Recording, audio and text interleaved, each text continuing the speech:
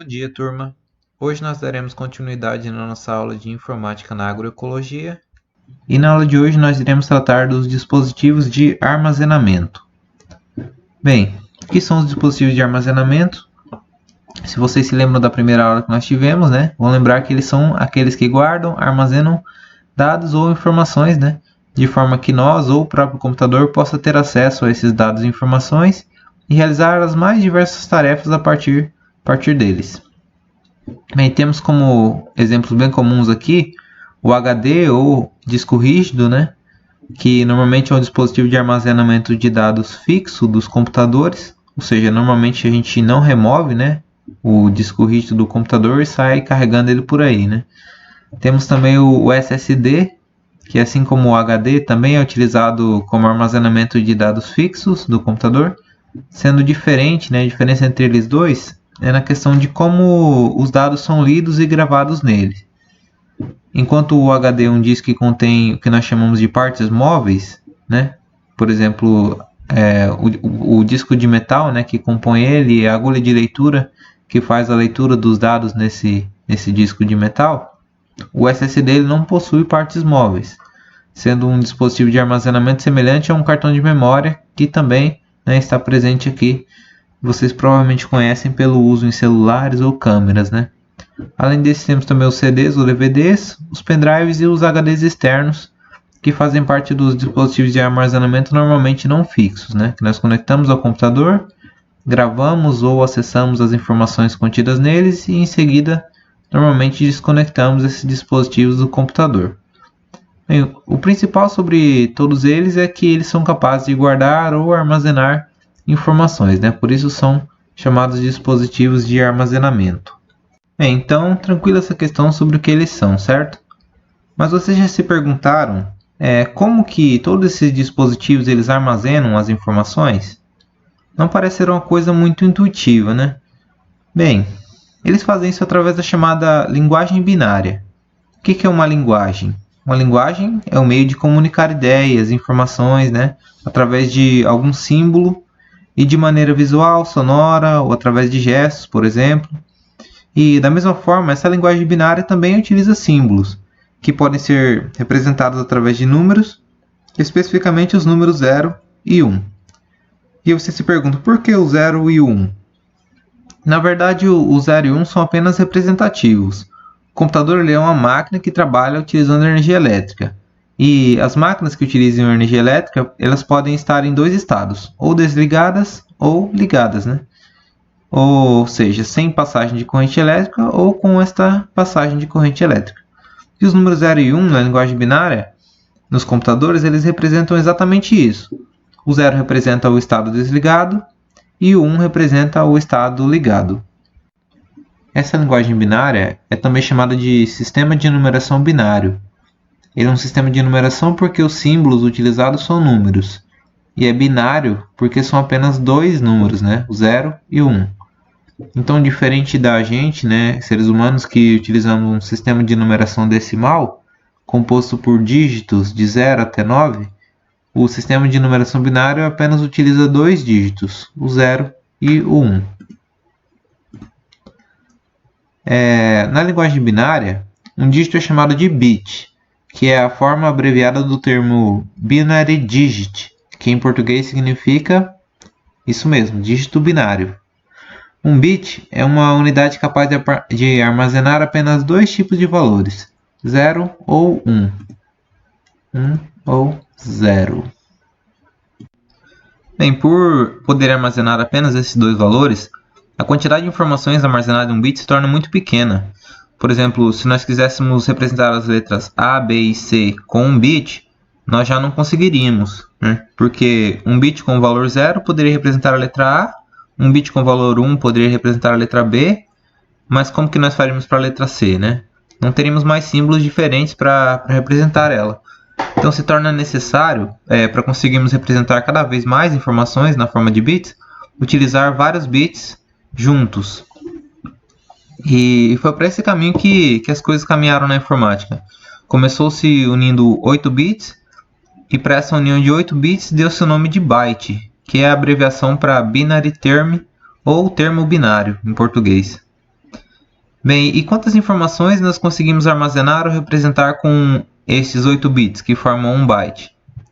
Bem, reparem o seguinte, com um bit nós podemos representar quantos valores?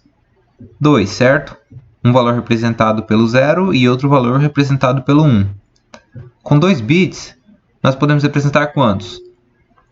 Bem, com a junção de 2 bits, nós podemos ter as seguintes combinações diferentes. 0, 0, 0, 1, 1, 0 ou 1, 1, né? Ou seja, 4 valores. Poderíamos, por exemplo, representar as letras do alfabeto A, B, C e D, né? Mas não conseguiríamos representar as outras letras. Já com 3 bits, nós poderíamos ter as seguintes combinações. 0, 0, 0, 0, 0, 1, 0, 1, 0, 0, 1, 1, 1, 0, 0, 1, 0, 1, 1, 1, 0 e 1, 1 e 1. Totalizando 8 valores, né? Então, quanto mais bits a gente combina, né, mais valores a gente consegue representar, né, com essa combinação de bits. E essa quantidade de valores que nós conseguimos representar, ela segue uma sequência lógica. Porque reparem, com um bit nós teremos 2 valores. E 2 elevado a 1 é igual a 2. Com 2 bits nós teremos 4 valores. E 2 elevado a 2 é igual a 4. Com 3 bits temos 8 valores. E 2 elevado a 3 é igual a 8. Então temos um padrão aí, né? Nós podemos, sem precisar verificar todos os valores possíveis, saber qual a quantidade de valores conseguimos juntando um certo número de bits.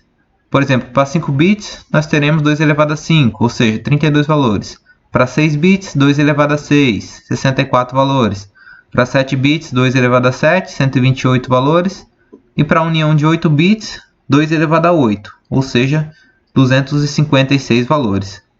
E para cada um desses que conseguimos representar com a união de bits, para cada valor desse, né, nós podemos associar uma informação que vai ser reconhecida e armazenada pelo computador, podendo essa informação ser letras, números, símbolos e assim por diante. Vejamos um exemplo aqui. Bem, como eu havia dito, com 8 bits, que é o mesmo que um byte, né, nós podemos representar 256 valores diferentes, porque 8 bits possibilitam 256 combinações diferentes de 0 e 1. E cada um desses 256 valores poderiam representar letras, números ou símbolos. Um primeiro valor poderia representar a letra A. Nesse exemplo, poderia ser a combinação de 8 zeros. Um segundo valor, diferente do primeiro, poderia representar a letra B.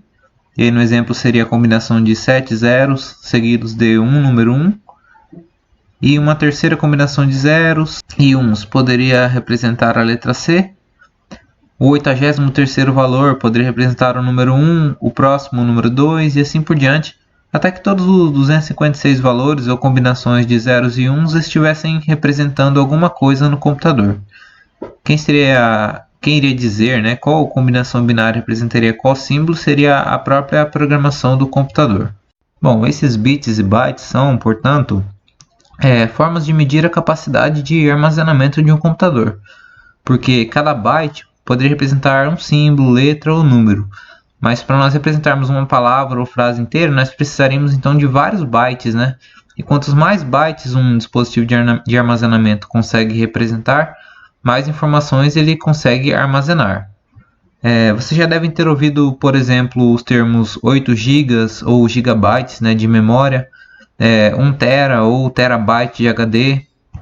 Mas o que significa dizer isso, né? O que significa dizer que um computador tem 8 GB de memória ou que um HD tem 1 terabyte, né, de capacidade aí?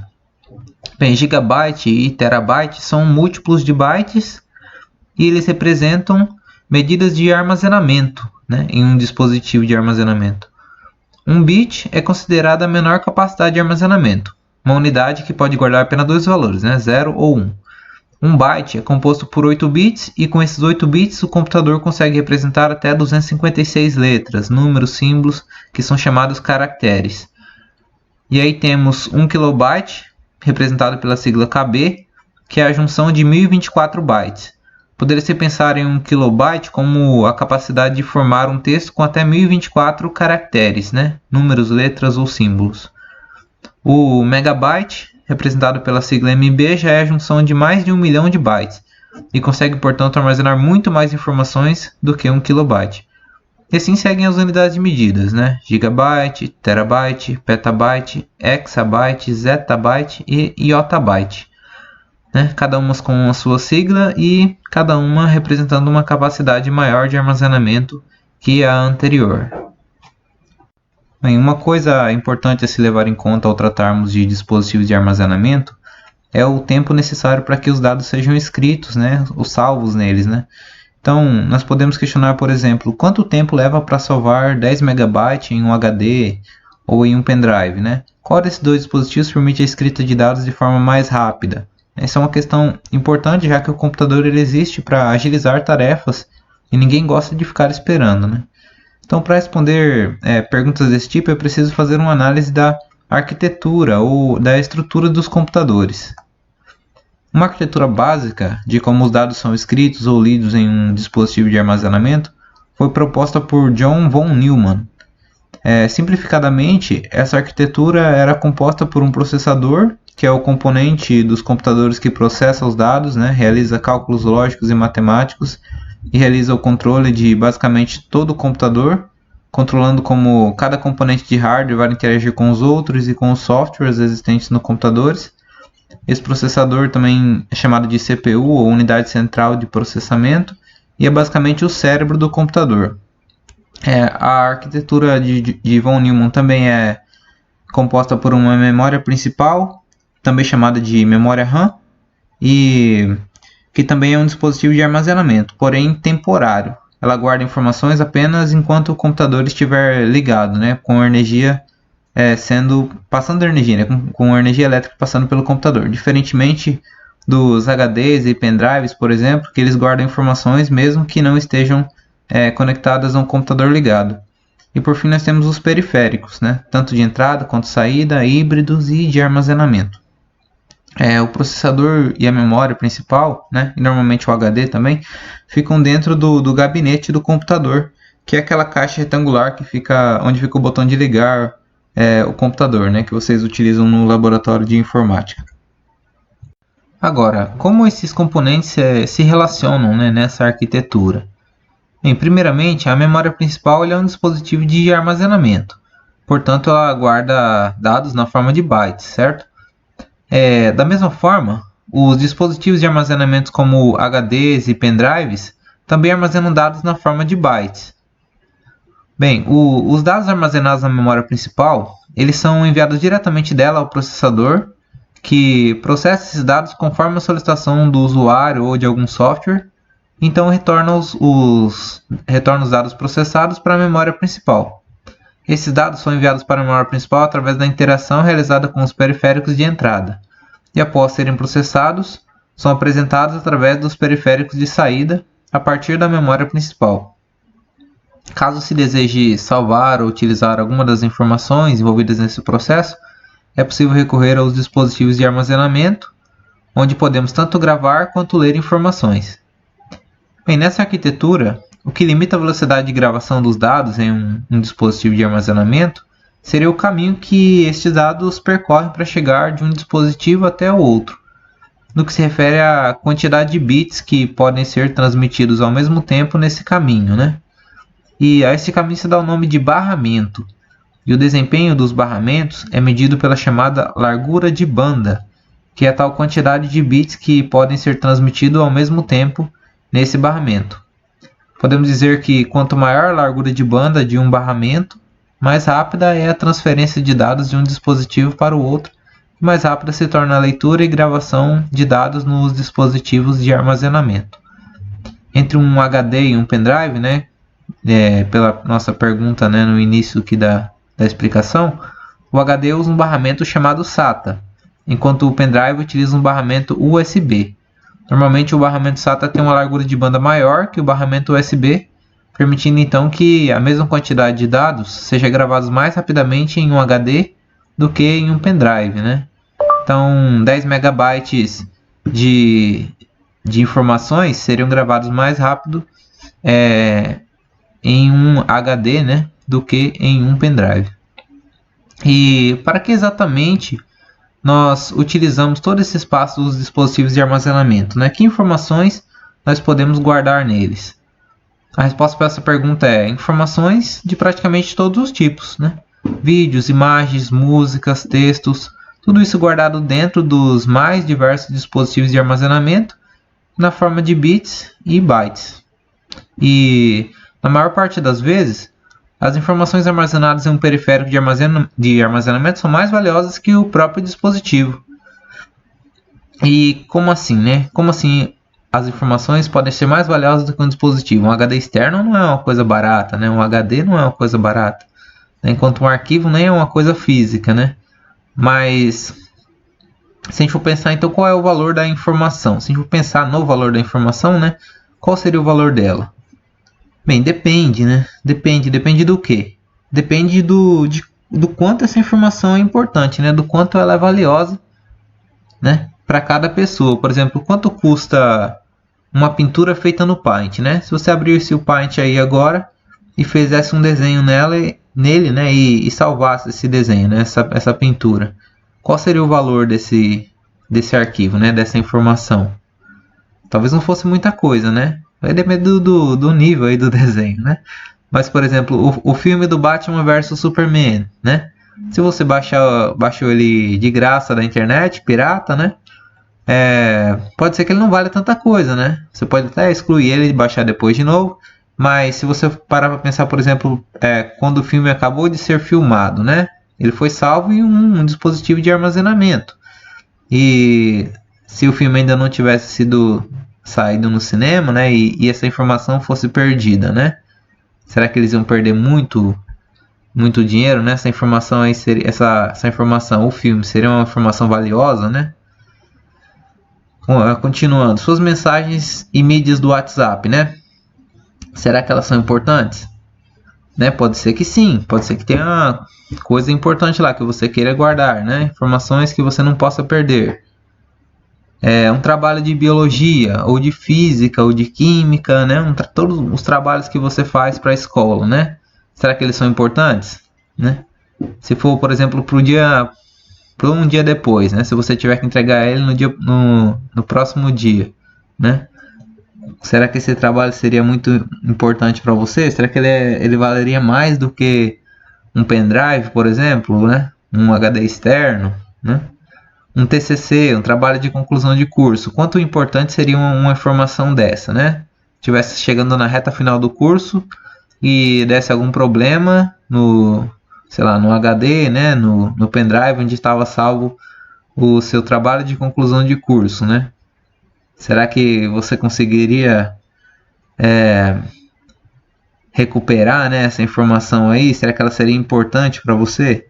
Agora, o salário dos funcionários de uma grande empresa, né? Será que isso é importante para a empresa? Será que é um dado, uma informação importante? Né? Tipo sanguíneo dos pacientes de um hospital.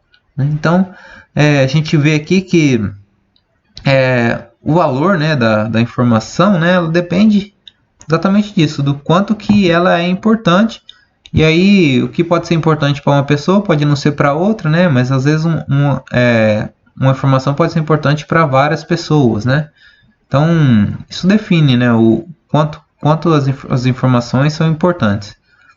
Infelizmente, muitas pessoas sabem, né, que as informações são valiosas e podem, né, querer fazer mau uso, né, desse conhecimento, né? Por exemplo, você já deve ter ouvido falar sobre os hackers, né, os crackers, né, sobre os vírus de computador, né?